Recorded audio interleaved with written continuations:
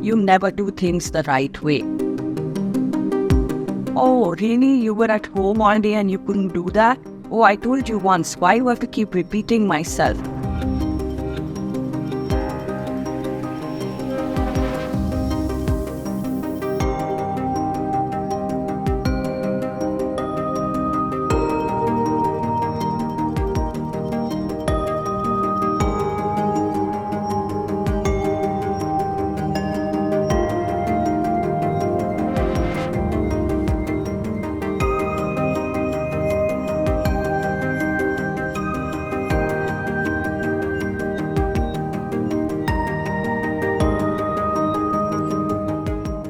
These are 5 ways of communicating that you want to avoid.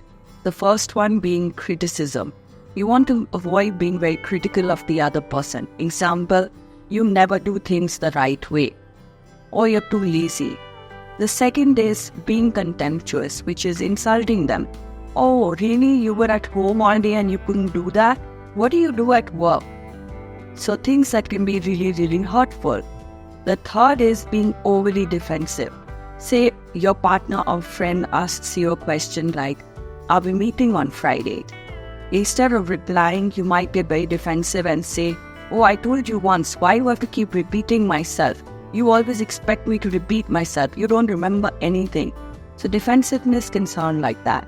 The fourth is positive bypassing.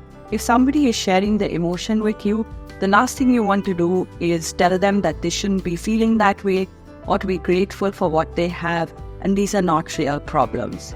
The fifth one is gaslighting, which means you deny the other person's reality. This can show up as, oh, why do you feel that? No, you shouldn't be feeling that way.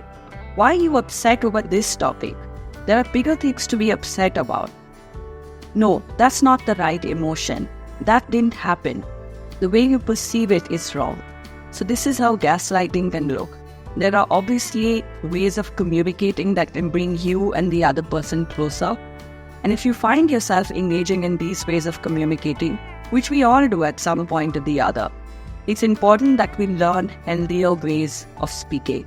And that is possible. You can contact a therapist, a trauma-informed therapist, or even a couples counselor and work on your communication skills.